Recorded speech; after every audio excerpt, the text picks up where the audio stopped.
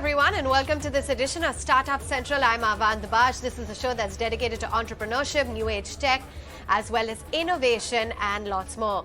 If you want to connect with us or reach out to us, do so on suc@etnow.tv or on my Twitter handle. We'd love to hear from you.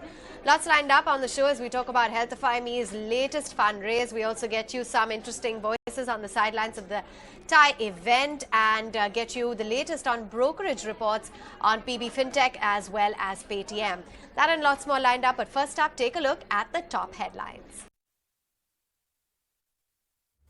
Using an AI nutritionist to track your health? Well, that's exactly what HealthifyMe does. Founded in 2012, it delivers measurable results on eating habits, fitness, as well as weight, tracking your lifestyle and providing access to diet as well as workout coaches via its AI nutritionist. And the company has recently received $30 million in a pre-Series D funding round that's been led by LeapFrog Investments and Khosla Ventures. Joining in right now is Tushar Vashisht, who is the co-founder and CEO at HealthifyMe. Thank you so much for taking time out and joining in. Now, Tushar, to begin with, tell us a little bit more about this round, because I understand that this is via convertible notes. What is the update in terms of the overall valuations that have been pegged at for this latest fundraise? Thank you, Avanne. Yes, our mission is to healthify 1 billion, and I'm really glad to have gotten, obviously, Khosla Ventures, which is the world's one of the largest investors focused on AI and health, and LeapFrog, and a couple of European funds to join us. Look, the valuation is pegged to Series D, so it's a convertible note. It's at a discount to Series D, so there is no valuation set at this time. But even in the convertible note, the floor is certainly higher than the last round. So whichever way, it'll be an up round, priced at when the Series D gets done. Okay, fair enough. So what is it that you're going to use the funds towards? Is it going to be really to enhance your overall AI capabilities? So, we were the first ones in the world to create a consumer AI product. If you've ever tried Healthify Smart Plans, we have played with with Ria, our AI nutritionist, or have used our services, you know what I'm talking about. But now the whole idea is there's an entire paradigm shift in artificial intelligence with the advent of generative AI. You've seen it in the form of ChatGPT, or Google's Bard and other capabilities. Large language models are going to accelerate our capabilities dramatically. And the idea is to use some of the latest models, integrate them into our program, and offer what we do at a much bigger scale, at much higher levels of quality control and efficiency. So, in the coming days, you should be able to see Healthify and Ria be able to see what you're eating, for example, be able to think and give you really powerful insights. And then we can assist our coaches to do their job that much faster, better than we were ever able to before. So at the present moment, Tushar, how many paying subscribers do you have? How many of those are using your coaching services? And what is the outlook in terms of the cost of acquisition per customer? So we've got about 250,000 paying subscribers today. And half of them are pure AI subscribers. The other half are people who access our coaching services powered up by AI. Look, our consumer acquisition costs remain still fairly low because our app is free. So we get people to download and use our free app, and those who need stronger motivation and accountability, we're able to provide them with our coaching services. So because we have a free app, our CAC remains fairly low. Okay. Now, there's a lot of ambitions. You started off by saying that the ambition is to help 1 billion people. You want to become a $1 billion company. The eventual plan, of course, is an IPO. But let's talk about the road to getting there. What is the revenue run rate that you enjoy presently? What is the outlook on the revenue run rate that you're targeting? Are you profitable at an EBITDA level? We are, we crossed our 35 million odd run rate mark some time ago, a few months ago, and we're pretty on track to being at a $50 million in the coming few months. At that scale, we're probably the largest digital health app outside US and China. And I do think that the way to healthify 1 billion is via AI very strongly, because you simply don't have that many qualified nutritionists and trainers to cater to the masses or the price point at which the masses need it. our AI plans start at 200 rupees a month. Our coaching plans start at 2,000 rupees a month. So that's the way to go out and do it. We are in India, we are contribution margins positive. So operationally, we are profitable. But we are continuing to invest behind our tech and product capabilities, not just for India, but for the whole world. And so that's why we still incur EBITDA losses, though our losses, this year are less than half of our losses last year. And that's a conscious choice that we have made to be more profitable, especially in these times. But Tushar, having said that, one can't deny that it has been a pretty tough environment. Just last year as well, the company had trimmed its workforce, talking about growth concerns. Are some of those concerns now behind? Will you look at now continuing to perhaps shed more when it comes to your overall team and workforce? We're very glad that we trimmed when we needed to. And I don't think we'll be necessarily enhancing workforce in the operational capacities. However, we will continue to hire top talent, both at the leadership level as well as behind technology, product, and AI. So we'll use this investment to really boost up our tech, AI, and product capabilities. And in those areas, we look forward to making some significant hires, both in India and abroad. It's not like the tough environment is behind us, but there is an incredible opportunity ahead of us, one that must be seized immediately with generative AI. And we intend to back that and invest behind that. And the investors that we've gotten also believe and are behind that vision. Okay, I started off, Tushar, by talking about, diet and workout coaches via an AI nutritionist. And yes, you guys do use that bot. Tell us a little bit more about how exactly it works. So I download the app, HealthifyMe. I put in my data and my details. How exactly does it work down the line? Well, you track, the app is free. You fill in your age, height, weight, gender, other information. And then, you'll get to use the app to both track your calories, your nutrition, your steps, fitness, weight, sleep, etc. And the app gives you pretty good insights. But if you're looking to make some behavior changes strongly, if you're looking to lose weight, get fitter, or reverse some medical condition, then there are two types of plans you can subscribe to.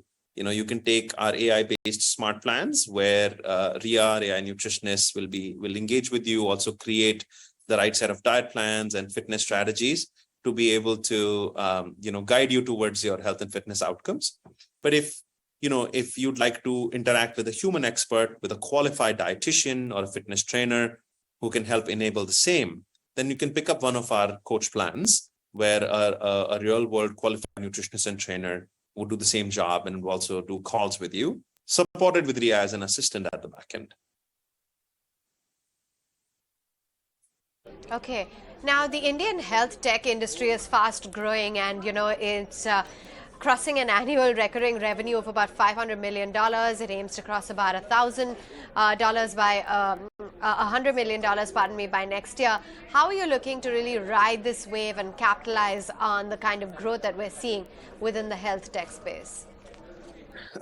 Well, we are leading that wave. 35 out of those $50 million are ours. So we've created this wave and we are leading it. I do think that the opportunities in India certainly is to have a few $100 million of business to be created where people have excellent quality support and services coming in from top diet, fitness experts, and artificial intelligence. But I think there is a global opportunity of $1 billion top line company to be created where, with Healthify and generative AI, our nutritionists and our software can handle the needs of clients worldwide in practically every market. And we're excited about working on that. Okay, so tell us a little bit about the kind of fundraise rounds that you have undertaken previously and what is the total investment that has been undertaken to date? Are you looking at further fundraising rounds? Well, we've raised about $130 million so far. Our A round was in 2016 for $6 million. B was in 2018 at 18 million. C round was in 2021 of 75 million. Upcoming soon in the next few months, we'll hope to raise our Series D, probably be the largest round till date. And this pre-Series D is a step towards that round. All right. Take us through the kind of presence that you have at present. You are in Bangalore, Kuala Lumpur, Singapore, etc. Can you tell us a little bit about how you're looking to expand your geographical reach? Well, India itself provides a pretty significant opportunity for business growth. But yes, as we look ahead, North America and Middle East and UK present significant opportunities for upside growth. There's a large market of people who definitely need, the world has become incredibly obese and suffering from metabolic syndrome. We have 3 billion people who will be overweight by the end of this decade. North America, Middle East, and the UK will be significant opportunities and markets where we'll have customers and who also need services at an affordable price point. Unfortunately, today, there's nothing available at few dollars a month. And that's where we step in. We've been incredibly frugal in our innovation. Our costs are perhaps some of the most competitive in the world, while our offerings are some of the best. So those are the markets that we are pretty excited about launching our products and offerings in the next few quarters. And finally, venture capital firm Anderson Horowitz, said in an article that the next trillion-dollar company is likely to be health tech. So, is that what HealthifyMe is planning to become, the next trillion-dollar company? And what's the long-term growth plan? Well, did they not mention our name? I'm just joking. That's exactly the growth plan. It would be brilliant to be that. I think $1 trillion is an audacious goal to set, but certainly one can dream of being multiple tens of billions of dollars outcome if one can be the global supplier of health and fitness. The greatest opportunity, in my opinion, in the world right now is to service mankind on health and fitness solutions. Like I said, we have 3 billion people who will be overweight. Only 200 million will be malnourished. It's the first time we have more people overweight than malnourished, and the greatest problems of humanity is going to come from diabetes, hypertension, cholesterol, PCOS, and thyroid. We hope to healthify 1 billion of them. And if we do, I think the company would be valued, if not $1 trillion, certainly billions of dollars. And it'd be brilliant to do that. All right. Thanks so much then, Tushar, for taking time out and joining in. Appreciate it. Thank you. Moving on, let's focus in on the latest brokerage notes then that came in from BofA Securities. This is on Paytm as well as on PB Fintech. Now on Paytm, they've upgraded the stock to a buy rating, raising the target price to 885, saying that the risk reward looks more positive. While on PB Fintech, BofA has downgraded the stock to an underperform from a buy rating. Let's take it across to my colleague Sharad Dubey, who joins in with the detailed insight on these two brokerage notes. Well, yes, two important reports coming in from BofA. First one is being on Paytm, where they have actually upgraded the stock to buy with the target price rising from 780 rupees to 885 rupees per share. Now, the brokerage has stated that the risk reward levels have been favorable for the investors, and the company itself is well positioned to actually increase their space, especially in the SME space. Now, apart from this, also the operational leverage is expected to kick in for the company, and based on the consensus estimates, they have also stated that the company will be one of the key beneficiaries of the ONDC network. Apart from this, also the disclosures which the company has made has actually materially improved going ahead, and that augurs well for the company. Now, the second stock BofA has actually been in focus on is PB Fintech. Now, they have downgraded the stock to underperform from buy, but the target price that has remained unchanged at almost 600 rupees per share.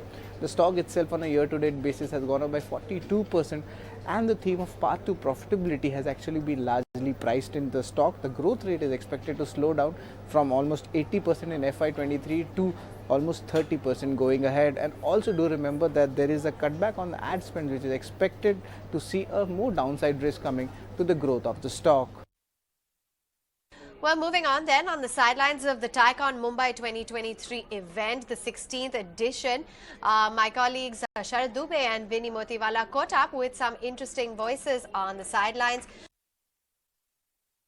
The number of national highways which were created from 1947 till 2013, the same number of highways are added from 2014 till today.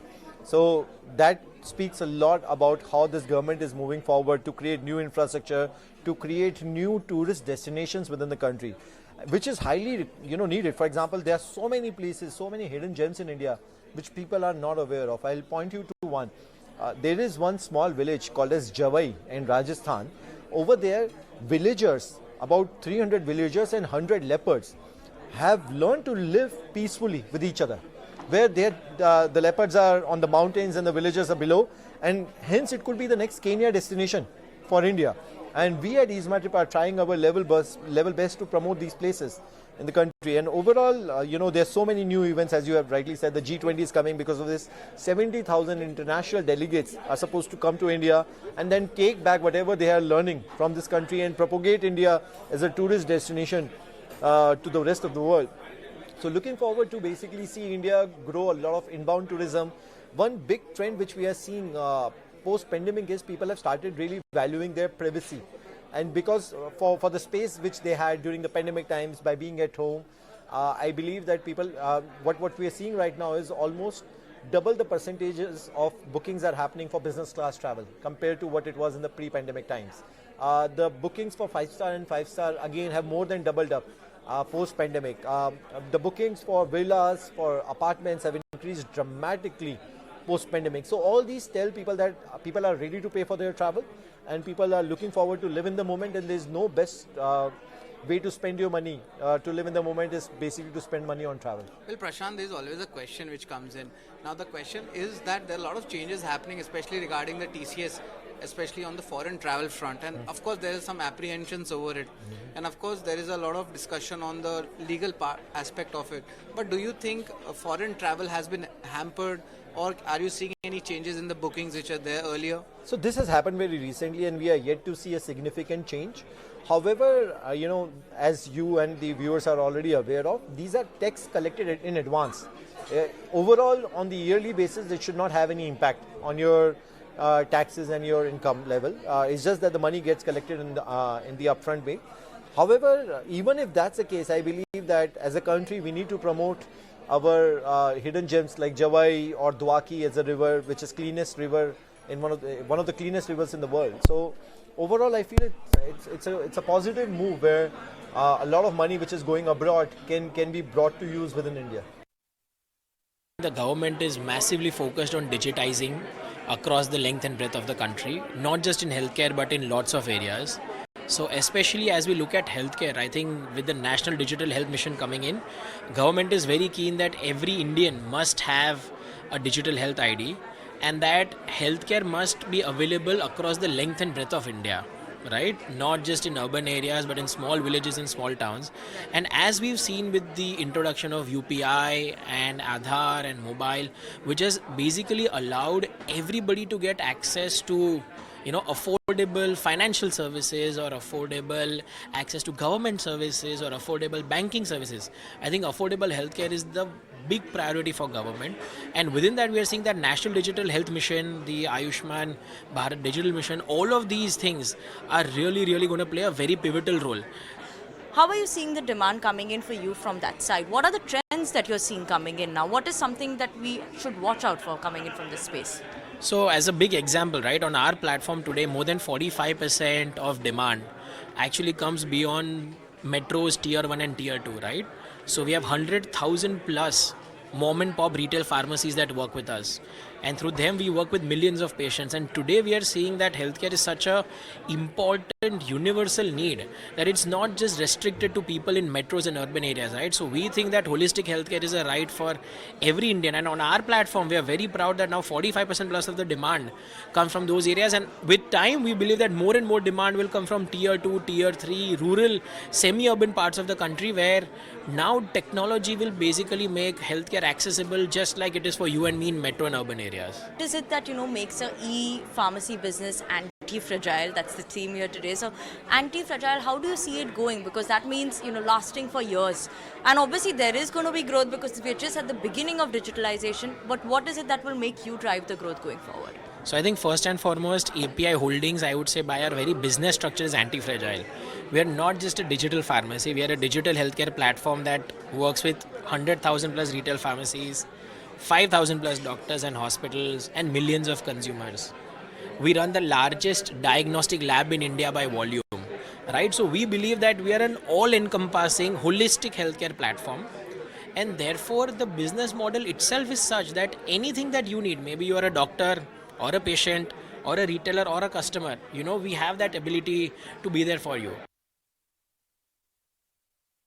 And with that, we're completely out of time on this edition of the show. Thanks so much for watching. Catch you same time tomorrow.